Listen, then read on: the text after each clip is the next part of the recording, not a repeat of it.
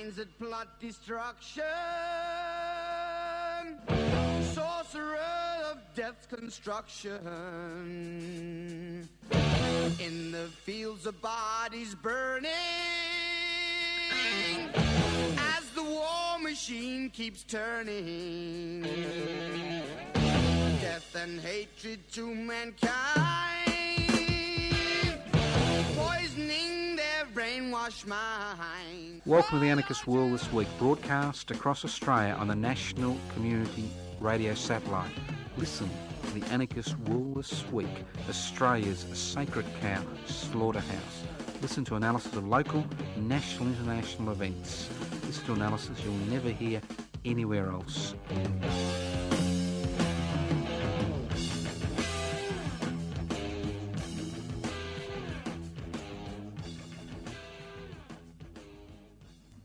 Welcome to the Anarchist World This Week, broadcast across Australia via the Community Radio Network.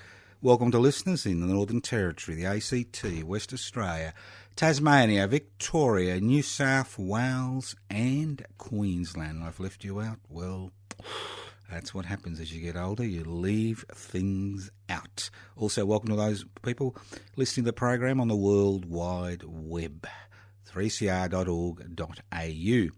If you get called away during the program, you miss something, you want to listen to something again, this program is podcast. You can access the podcast for the next 6 to 7 weeks by going to 3cr.org.au. And if you wonder what Anarchy is all about, Anarchist Society is a voluntary, non-hierarchical society based on the creation of political and social structures which are based on equal decision-making power. It's a society where wealth is held in common and used for the common good. Very, very conservative concepts. Sharing wealth, sharing power, to each according to their ability, to each according to their need. Very, that's the way it goes. Very simple. So if you want to chop off heads, don't listen to the Anarchist World This Week. If you want to become a bloated billionaire, don't listen to the Anarchist World This Week, because you won't get any hints about how to do that. Okay, let's start off. Now, what I try to do, and the key word is try. What I try to do is just look at what's happening in the world around us, mainly Australian, things that are happening in Australia, sometimes overseas, and just try to give a different slant to things. Now, the federal government, led by our beloved to some Prime Minister, well, beloved not to many these days, Malcolm Turnbull, is bleeding. It's hemorrhaging. It's hurting.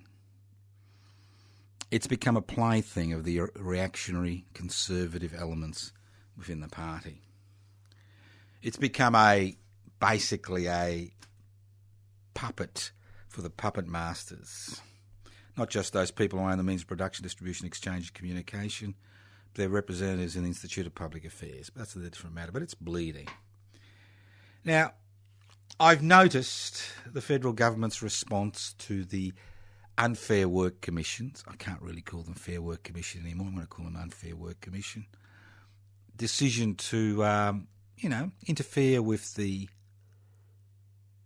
overtime payment business in this country. And obviously they're not going to target fully unionised workplaces like police, ambulance officers, nurses, doctors working in the public health system. You wouldn't want to target them. You'd have a bit of a fight on your hands.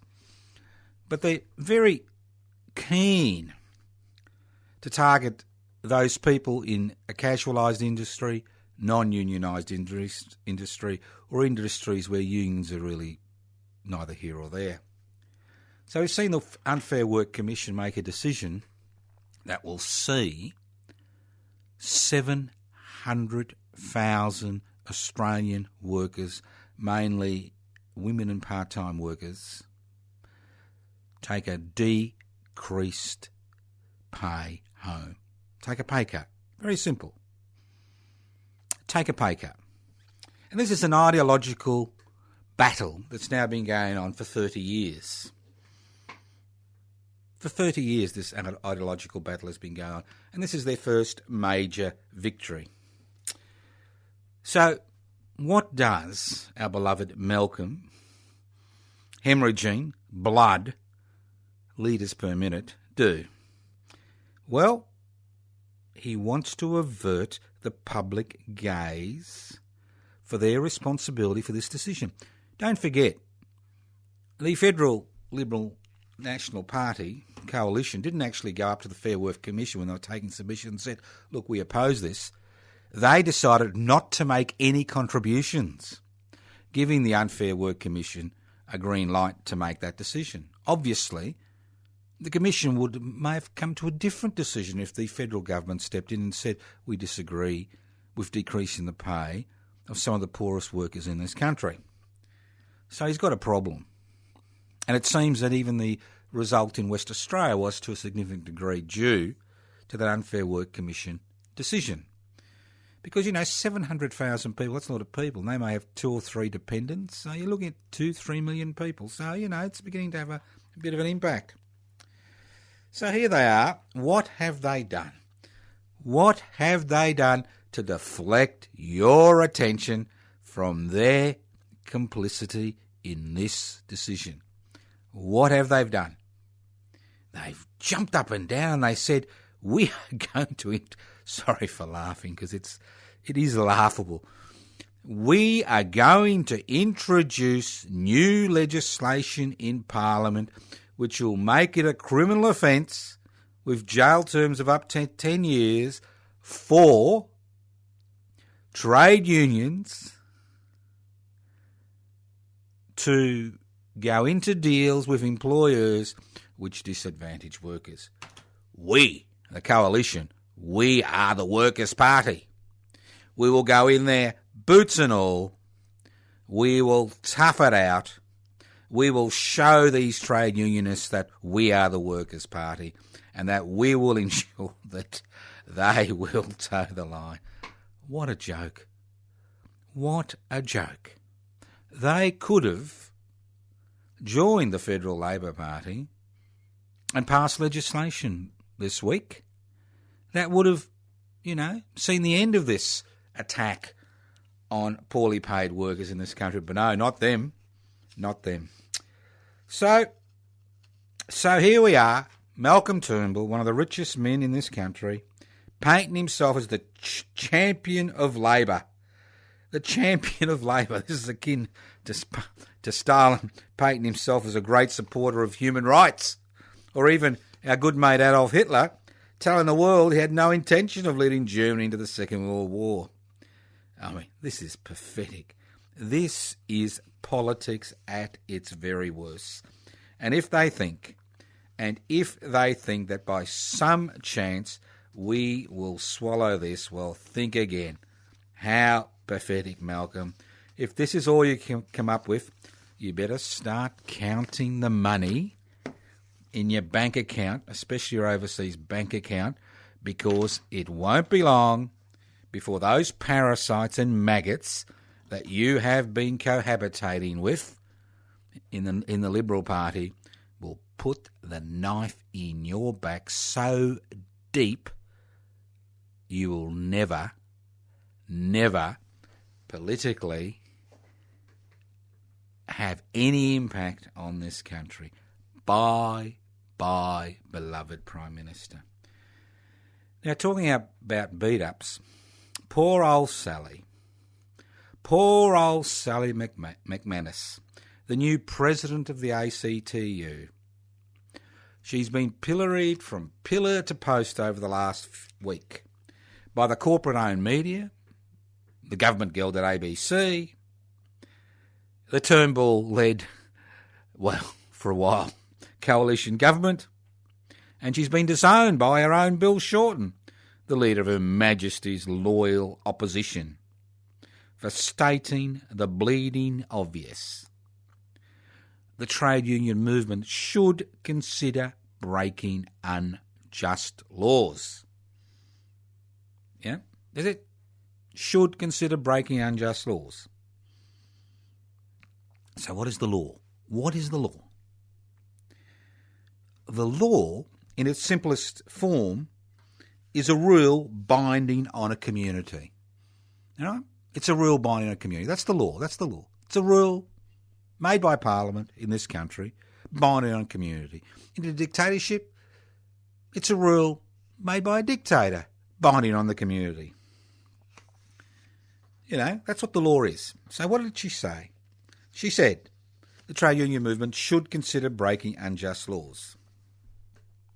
Now, in countries that have constitutional protections against the arbitrary exercise of state power against the individual, unjust laws are normally set aside by judiciary. That's the whole purpose of having a judiciary and a high court and a constitution.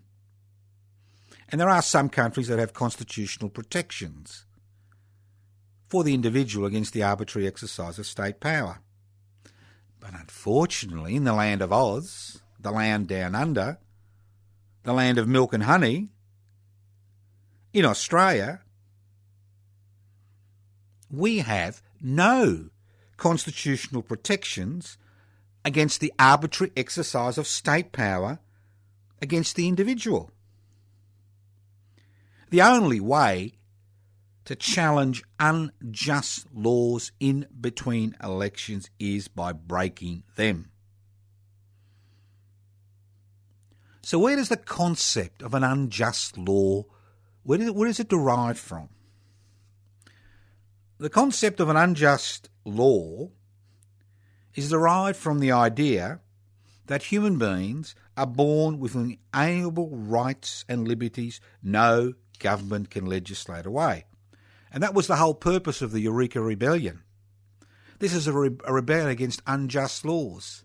Those people involved in that rebellion, many of whom paid the ultimate price, they lost their life in that struggle, believed they were born with inalienable rights and liberties that no government can legislate away. So what is a just and unjust law is outlined in the United Nations Declaration of Human Rights. I mean, this declaration was formulated, and Australia was heavily involved in formulating this declaration. It was formulated as a consequence of the Nuremberg trials, which were held after World War II to prosecute war criminals, mainly European war criminals. I mean, the single most important lesson derived from the Nuremberg trials was the individual, irrespective of laws which stripped communities of their universal human rights, was ultimately responsible for their actions. And I'll repeat that again. The Nuremberg trials came up with the simple solution that your defence, you couldn't have a defence of that you are only following orders. You are only following the law. If that law stripped individuals of human or specific groups of their human rights, that is an unjust law. And as an individual, you have a responsibility to oppose the implementation of that law and break that law. And if you refuse to do it, and later on the particular government or political movement you're a part of falls apart, and you find yourself in a court of law, you are responsible for your individual action. And every prosecution against World War II war criminals was based on that concept. It's a concept which is as important today as it was, almost 70 years ago. The defence that the person on trial was only following orders by implementing legitimate laws that clearly stripped sections of the community of inalienable rights and liberties they were born with was not a defence. Now, the reason the new president of the ACTU, Sally McManus, has been pilloried for claiming unjust laws should be broken because the government of the day and the corporate sector and the corporate media know there are not enough jails in this country to imprison people who break unjust laws. If our community or the trade union movement decides to break those laws, then there are not enough jails to imprison them and political change occurs. That was what the imprisonment of Clary O'Shea in 1967 in Melbourne on industrial laws. Well, that dispute was all about. People, including myself, normally obey the law because there is some community benefit in obeying most laws. There is no community benefit in obeying laws which strip individuals, specific communities, and the country as a whole of our inalienable rights and liberties. No community value whatsoever. There may be a value for the corporate sector.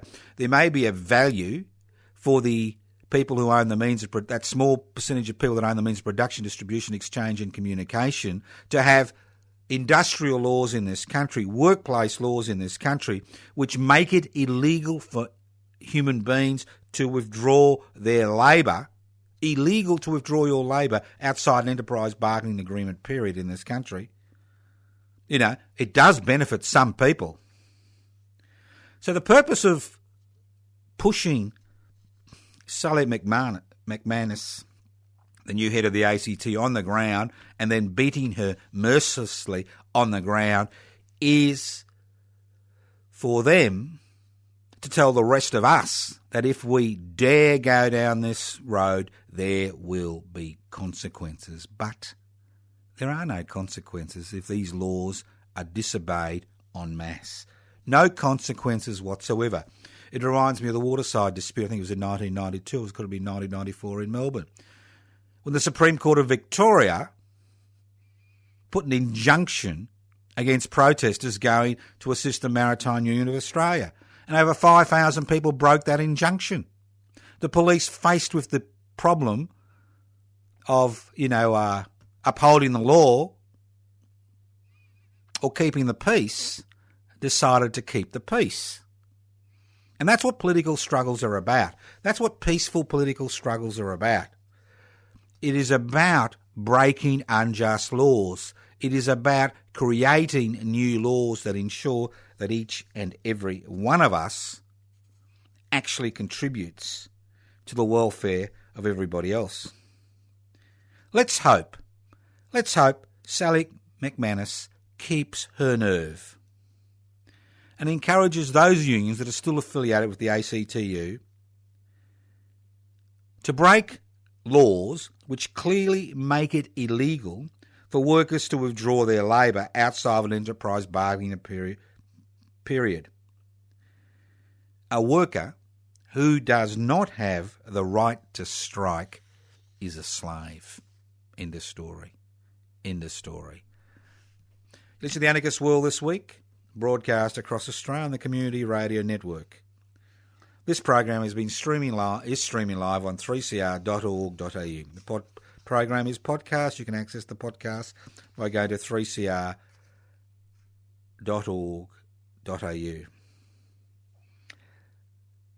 Game changer. Game changer. It's a nice phrase, isn't it? Game changer. Apologies to my beloved Prime Minister. Now, a nice term of phrase, game changer. It's good, isn't it? I wonder how many ghostwriters were employed to come up with that little phrase for our beloved Prime Minister Malcolm Turnbull when he's having his picture taken outside the snowy hydroelectric scheme. Well, that's another story I may go into another week, but not this week. Look, I must be dumb.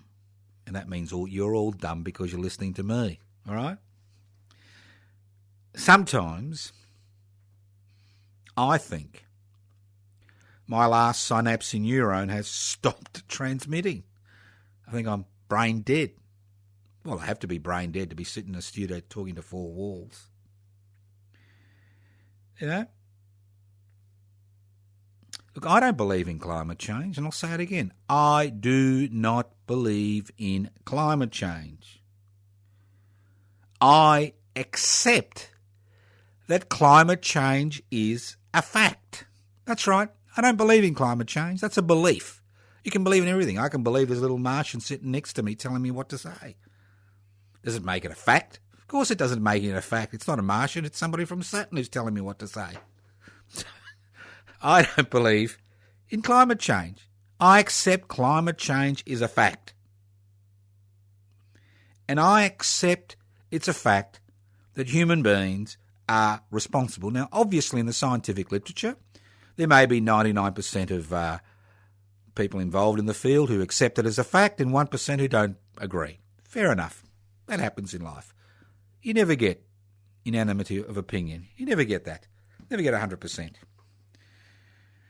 I mean, you don't have to read scientific papers to come to the conclusion that climate change is a fact and that human beings are responsible for the change in the climate.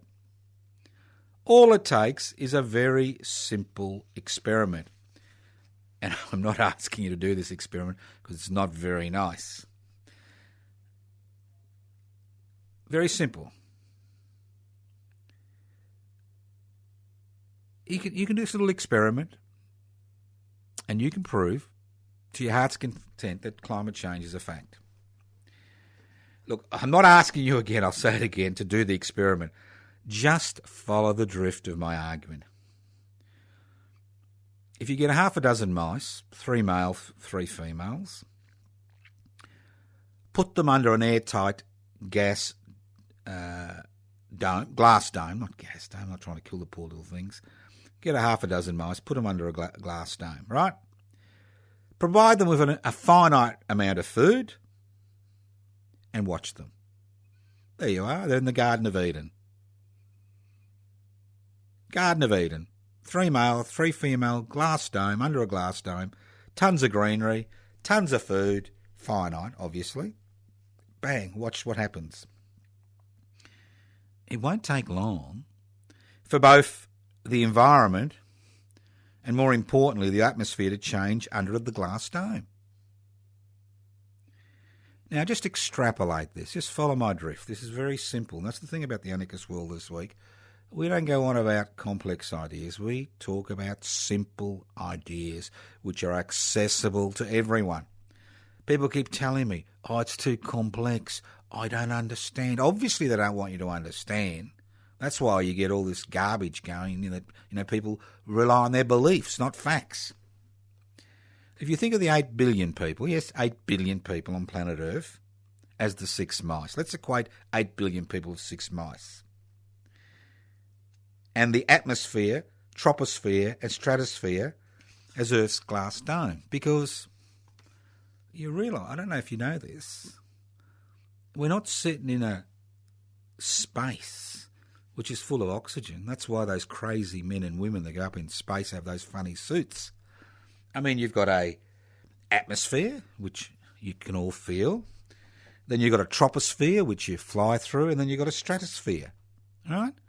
That's our little covering round the great blue planet. This beautiful covering. That's our glass dome. And then there's the universe, infinity, space. They can't hear you scream in space. Right? So here we are, 8 billion people on planet Earth. We're doing everything we can to enjoy ourselves, And we've got finite resources, like those poor little mice that have now starved to death had. Finite resources. So it won't take long before we, humanity, begins to suffer the same fate as the mice. Look, I don't think of climate deniers as deniers. I don't give them that satisfaction. I like to call them climate flat earthers. I mean, even in today's society, there are people who think the earth is flat. Fine. They can have their flat earth society. They can enjoy themselves. But when they try to tell me that their belief system is based on fact, well, then I've got to scoff, all right? Now, if we accept the fact that climate change is here to stay, and I accept that fact because I've seen very little change in human behaviour to address the problem, and just to show you how the climate has changed, I've been in a garden in the city of Melbourne, and I have seen in that garden, and I've never seen this before, a banana tree of bananas. And I'm not talking about a glass house, I'm talking about just a bloody somebody's backyard. A banana tree of bananas, sugarcane 6 foot high, and a coffee bush. There is no way in the world you could have done that in Melbourne 30 years ago unless you had a glass house. No way. I mean, that doesn't prove one thing either way, but it does prove that climate is changing. So when I heard our beloved Prime Minister, not beloved by the people in his own party, but beloved by all those people that thought he was actually going to change the Liberal Party, sorry to disappoint you, talk about increasing the Snowy hydroelectric scheme's output by 50%. As a game changer, I was confused, very confused. I was back in my dumb capacity. I mean, increased temperature means decreased rainfall in our part of the world. This means less water for Malcolm's hydroelectric scheme. Just last year, Tasmania's hydroelectric output dramatically decreased because they didn't have enough water because of decreased rainfall. So why would Malcolm Turnbull, a beloved Prime Minister to some, call the changes to the Snowy Mountain scheme a game changer? Either my last synapse neuron has run out of puff, which is very possible at my age, or Malcolm Turnbull, blindsided by his parliamentary team, couldn't announce the bleeding obvious. Why wait on a scheme that'll take a decade to deliver when you've got the bloody sun? That's right. That's what happens. That's why I saw that banana tree, the sugarcane and the coffee plant growing in the Melbourne backyard. The sun, S-U-N. Right? So if you want a game changer, don't do a little bit of cosmetic changes to the hydroelectric scheme in the Snowy River. But why not invest a little bit more in the solar technology? Battery farms. Put up solar panels on every roof in the country, free of charge. Oh, that would mean those other people would lose their ability to make a living. That wouldn't be nice, would it? Game changer. Come on, Malcolm. Decrease rainfall, increase sunlight. You know which way to go. You know you want to go in that direction, but unfortunately, you've been tied to those reactionary conservative scum in your party, which you've never had any time for. Come on, Malcolm. Grow up. Do something. You listen to the Anarchist World this week, broadcast across Australia on the Community Radio Network. Now, again, I'm still confused. As I said, if you're listening to this program, you must be dumb because I must be really, really, really, really stupid. You know, I must be. Take housing affordability, and I've spoken about this again. I'd just like to remind you that if you are live in the city of Melbourne, the next Defend and Extend Public Housing rally on the steps of the Victorian Parliament House in Spring Street will be on Wednesday, the 5th of April from midday to 2 p.m. Open microphone. We're sick and tired of trying to get, high-powered people to speak. They're not interested. We want you to come along and speak. Fill up those steps of Parliament House and join us on the 5th of April. As I said, I must be dumb. I'll tell you why. They're all talking about housing affordability, and it goes something like this. We have a housing affordability crisis in Australia.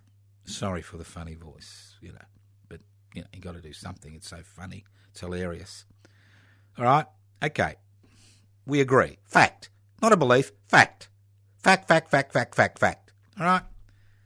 And there are millions of people in this country who know it's a fact because of the rents they pay, their inability to get a deposit, problems getting into the housing market, right? So, what are the solutions? And I've heard them all. Let's remove stamp duty and introduce land tax. Fine. Let's go into a partnership with the government to buy your home. Fine. Let's free up a bit of that superannuation money so you can use it as a deposit to buy your first home. Fine. Let's provide a guarantee to the community housing and affordable housing and social housing sector, private organisations, mind you, but a government-clad guarantee so they can borrow money from the banks to create more housing, community housing, which is housing which belongs to the private sector. Whether they're for-profit or not-for-profit, they're still the profit sector. What else? Let's increase the first home grant. Let's open up more land so we can actually build more homes, Let's decrease migration so there are less people coming in, less pressure on property. Let's ban foreign investors.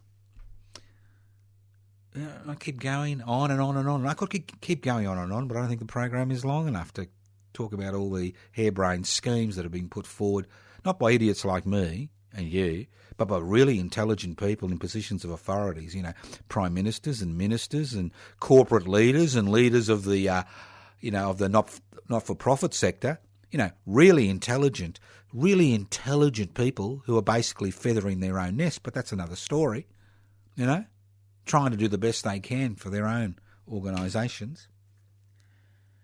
And I thought to myself, right, affordable housing. How do you make things affordable in a capitalist society? I don't want to talk about revolution and all that stuff, all right? Not interested in that. It's not going to happen in my lifetime. It'll happen in your lifetime, but not mine. Okay? So what do? You create a mixed economy. What is a mixed economy? It's a very simple, old-fashioned concept. A mixed economy is when government-owned infrastructure and services compete in the marketplace with private-owned services and infrastructure. Very simple. It means you've got real competition.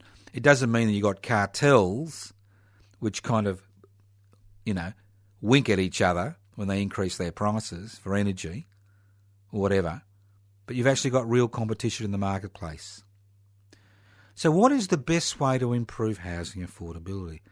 It's very simple. 3% of the Australian population lives in public housing. Okay? If the various state governments and the federal governments put their heads together and increased, I've just said a bad word. I'm almost kind of waiting for God to strike me down here in the studio. Increased public housing stock. That if we put public money into increasing public housing stock, instead of wasting billions of dollars every year in rent assistance, which allows private landlords to artificially, increase their rents because they know people on social security benefits get a little bit of rent assistance.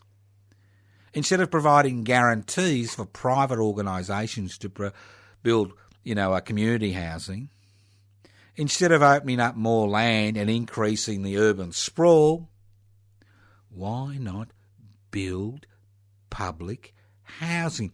Every state government has land they have access to. So you don't have to worry about the land. Currently, this is how ridiculous the situation is. The Victorian state government is entering into private-public partnerships with private organisations and private developers to develop state land and then provide 10% public housing, the other percent private housing as their reward. As we've seen with all private-public partnership, it's the public that gets shafted. So public housing, increase it. If 20% of the population lived in public housing, I can assure you the next 4 to 5 years, the prices of homes would drop dramatically in this country. So the solution is very simple. It is not complex. Everybody tells me it's a complex problem. It's a complex problem. You can spot purchase, you can build. It's a complex problem. It's not a complex problem. It's a simple problem. You create a mixed economy. And every government has that capacity to do that. As long as it's willing to stand up to vested interests. But unfortunately, they don't seem to be able to do that these days, do they? They don't seem to be able to do that these days. These vested interests. Not interested. Not interested in what's going on. Unbelievable. Unbelievable. So, think about it. It's the Anarchist World this week. Broadcast on the Community Radio Network. My name's Joseph Toscano. I'm hosting today's program. That's right. Anarchist World this week. Broadcast on the Community Radio Network. My name's Joseph Toscano. I'm hosting today's program. Okay, let's move on. I mean, it is enough to make you want to join public interest before corporate interest, isn't it? Here we have all these political parties, all these social movements telling us how wonderful it all is. You know, how wonderful it is. When the reality for an increasing number of people is a little bit more difficult than we think it is. Much more difficult than we're told it is. And the problems are increasing. And what are people doing? Like the mice, they are beginning to turn on each other. Not understanding that if you want a solution to the individual problems that you face to a significant degree, if you want individual solutions, there are no individual solutions. It comes from community solutions. That's what we're looking for. Okay, let's move on. Let's move on. Now, if you are of if you've got kind of low tolerance for racism, I suggest you turn off for a minute or two, because I'm going to be naughty. I'm going to be very naughty, and I'm going to be very naughty because the government told me to be naughty. Now, over the last 10 years or so, there's been a concerted campaign led by those intellectual pygmies, and my apologies to pygmies, in the Murdoch media, to water down the Race Discrimination Act. Okay? Now, obviously there are issues regarding the application of the Race Discrimination Act. And it's interesting to see that my mate, Malcolm Turnbull, our beloved Prime Minister, is once again, giving comfort. Once again, giving comfort to people in, what's going on. Once again. So, what is the changes which has been passed by Cabinet and, more importantly, the Liberal Party and the National Party room? It's very simple. We are going to water down the Race Discrimination Act to replace the words insult, humiliate. There's another piece there which I've kind of forgotten. Insult and humiliate with harass. And as I always believe, my beloved Prime Minister, it's going to strengthen the Race Discrimination Act. Now, I may be wrong,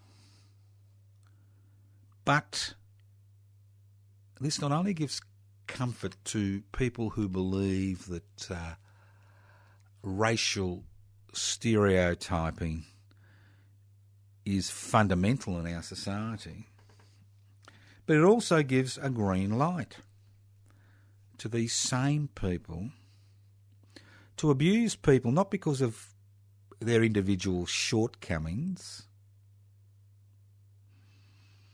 or the things they've done, but to abuse people because they belong to a specific racial group. That's the key. Specific racial group. You know? Insult, humiliate. Insult and humiliate. So they belong to a specific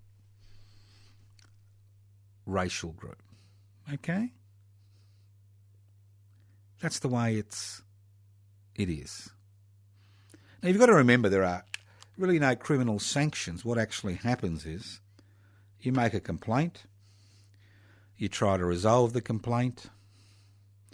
If you can't resolve the complaint, if the Race Discrimination Commissioner can't, or the Human Rights Commissioner can't help you resolve the complaint, then you've got two options. You can let it lie, or you can take it to court. It's up to you which way you go. It's not up to the Human Rights Commission. It's up to you. See, the difference is that when you remove insult and humiliate and replace it with harass and intimidate, the bar rises and rises and rises to such an extent that you need an Olympic gold medalist high jumper to actually be able to take anything to the Human Rights Commissioner. You know, insult, denigrate, humiliate.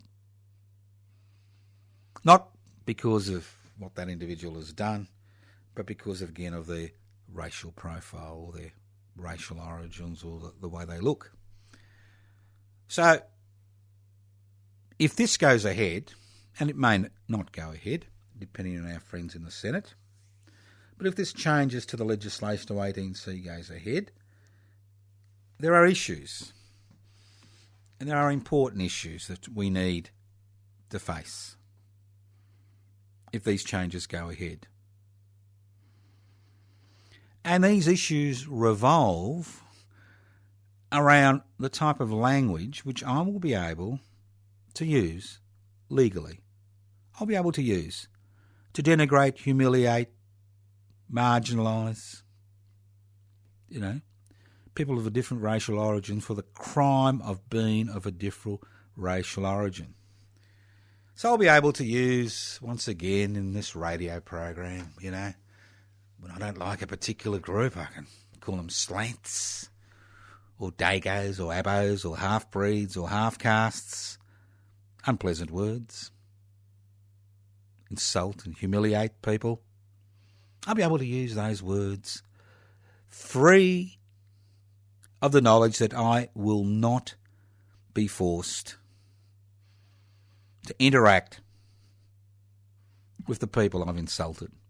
Be able to do it over and over again. Over and over again. To prove harassment, a bit difficult. To prove intimidation, a little bit more difficult. Oh, just freedom of speech, mate. Freedom of speech, freedom of hate speech. That's the way it goes. That's the way it is. So isn't it fascinating? Here we are in the 21st century getting ourselves in a knot over this as a community. Well, when it comes to tackling tax avoiders, not interested. I noticed yesterday the new head of Chevron in Australia was lecturing us. The company that paid $258 tax, I think it was last year or the year before, legally, obviously, lecturing us because coal seam gas extraction has been banned in Victoria and New South Wales. It's all our fault there isn't enough gas. Not the fact that they're not paying any tax. Extraordinary. And then we have this ridiculous situation where you've got increasing unemployment, casualisation, increasing anxiety, increasing suicide rates, increasing mental health issues, increasing dissatisfaction, problems with housing affordability, increasing homelessness. On every available indicator over the last 40 years, the gap between the rich and the poor increases. That's not the issue. No, it's not the issue. The issue is the fact that we have a little piece of legislation in place which makes it a little bit difficult, not impossible, a little bit difficult for racists to be openly racist and That's the big issue of the 21st century for the Liberal National Party. I'm sure poor old Malcolm is crying in his sleep. I mean, Malcolm, it's not worth the Liberal Party leadership to actually give up everything you've worked and believed in all your life. I'm quite confident you don't believe or want these changes to 18C, and I'm confident you'd love to expand solar power in this country, and the list goes on and on. But how can you do that? How can you reform a party which has been infiltrated by reactionaries, which is a clone of the Institute of Public Affairs, which is there to serve the interests of that small section of society that owns the means of production, distribution, exchange and communication? You know? Malcolm, resign before they stab you. At least you'll be able to, at least you'll have some money to count in your Bahamas account. You listen to the Anarchist World this week, broadcast across Australia on the Community Radio Network. A few websites. You can ring us on 0439 395 489. 0439 395 489. You can write to us at Post Office Box 20, Parkville 3052. Post Office Box 20, Parkville 3052. You can email us at anarchistage@yahoo.com. anarchistage@yahoo.com. You can go to the Facebook page, Defend and Extend Public Housing. Public Interest Before Corporate Interest is the organisation which helped to establish Defend and Extend Public Housing. So go to the Facebook page, Defend and Extend Public Housing. Turn up on the Wednesday, the 5th of April. You can go to the Public Interest Before Corporate Interests webpage, pipsy.net. You can go to the Facebook page, Public Interest Before Corporate Interests. Download the application form from Public Interest Before Corporate Interests. Join today. Don't leave it till tomorrow. Join today. You're interested in what we're talking about? You want to be involved in the political party, which is not just a political party, but an organisation which is involved in direct action? Well, join Public Interest Before Corporate Interests today. Download the application form. Haven't got a computer? Ring us on 0439 395 489. Leave a contact name and address and we'll post you out an application form. Haven't got a phone? Write to us at Post Office Box 20, Parkville 3052 and we will post you out an application form. So do it now, do it as soon as you can. You're listening to the Anarchist World this week, broadcast across Australia on the Community Radio Network. Let's look at equality of opportunity. I mean, see, the great thing about living in the land down under, the land of Oz, you know, the gold and green, the green and gold, is that we love to let people think that we are living in the best times in human history and we are the best country in the universe. Not just planet Earth, but the universe. And a term which is bandied with gay abandon is equality of opportunity. I mean, equality of opportunity, like game changers, is a lovely phrase that's regularly trotted out by those who wield power in society. We need equality of opportunity. Not equality, and that's the difference between us and them. They believe in equality of opportunity. We believe in equality. Power and wealth. Access to power and wealth. Devolve power, direct democratic principles, hold wealth in common. But they want equality of opportunity for people living in this country. Because, and you'll notice that in 21st century Australia, equality, unlike the late 19th century Australia, is not a word or a topic that many people raise, especially in public discourse. It's always equality of opportunity. I mean, the phrase, I must hear it 2 or 3 times a day by people in authority. It's monotonous regularity, I hear it. Equality of opportunity. Now, these people seem to have forgotten that life is a handicap race, all right? Life is a handicap race. We're not all born equal. It is a handicap race. You can't have equality of opportunity in a handicap race unless you do something to overcome that handicap. Now, irrespective of what you think about the horse racing industry, and obviously there are many listeners who would find it a very unpleasant industry, their handicap races are handicapped. So if a horse has won a few races and it's starting out with a good pedigree, that horse has a greater weight on it than a horse that hasn't won any races or whose parents came from the wrong side of the tracks. I mean, the purpose of a handicap race in the horse racing parlance is to give every horse a chance of winning the race, okay? That's what a handicap race. So equality of opportunity would mean the same as far as human beings are concerned. Let's turn our attention to the human handicap race of life, which we're all participants in. We're all runners, whether we like it or not. It seems that in the human handicap race, the human handicap stakes, you do everything you can to stop those who have a Buckley's and none chance of winning from ever finishing the race of life, let alone win it. It starts from the moment of conception. Moment of conception. If your parents are well off and have good jobs, it's highly likely they'll have the right food and do all the good things money can buy to ensure their offspring have the best start in life. Natural. If your parents are poor, have a psychiatric issue, a drug addiction, you start off second best. No spanky new private hospital for you. Your chance of birth complications are much higher than those who can access the best care money can buy. It gets worse as you get older. Currently, 1 in 33 Victorian children are in care. That's for every classroom in this country, in the state of Victoria, one child is in care. Those kids don't get the same support as those with parents who can look after them. Their rates of incarceration, sexual abuse and poor educational outcomes are much worse than other children.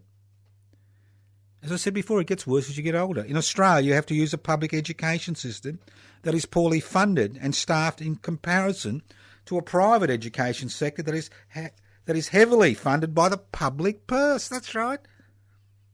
Heavily funded by the public purse. An inability to get a good education has a lifelong impact on many children, not all children, but many children. You know the story. Poor job prospects, poor wages, part-time insecure work, no chance of buying a home, ongoing problems for your children. The struggles go on and on. I mean, the racing industry wouldn't dream of having a reverse handicap race. If it did, you wouldn't have a racing industry. The whole purpose of a racing industry is you handicap the horse so that every horse has a potential chance of winning. When it comes to human beings, those who own the means of production, distribution, exchange and communication are more than happy to promote reverse handicap races for those who do the work in this community. And that's the way it is. We have reverse handicapping of humanity, of human beings on this planet Earth, including the land of Oz. And unless we are willing to struggle to reverse that, equality of opportunity means nothing. Thank you for listening to The Anarchist World this week, broadcast across Australia on the Community Radio Network. This program is streaming live on 3cr.org.au. The program is podcast. You can access the podcast by going to 3cr.org.au. You can ring me on 0439 395 489. You can write to us at Post Office Box 20, Parkville 3052. You can go to a number of websites, anarchistmedia.org, anarchistmedia.org. You can download the Pipsy application form from pipsy.net. Pipsy.net. You can go to my personal Facebook page, see what's going on. Toscano, the number 4, the public, where you can read my thought bubbles and get a headache. Thank you once again for listening to The Anarchist World this week on your local community radio station, courtesy of the Community Radio Network. Evil minds that plot destruction, sorcerer of death's construction. An analysis you'll never hear anywhere else. Anarchist World this week. Australia's sacred cow slaughterhouse. 10 a.m. every Wednesday. Listen to the Anarchist World this week for an up-to-date analysis of local, national and international events. Poisoning their brainwashed minds. Oh, Lord, yeah.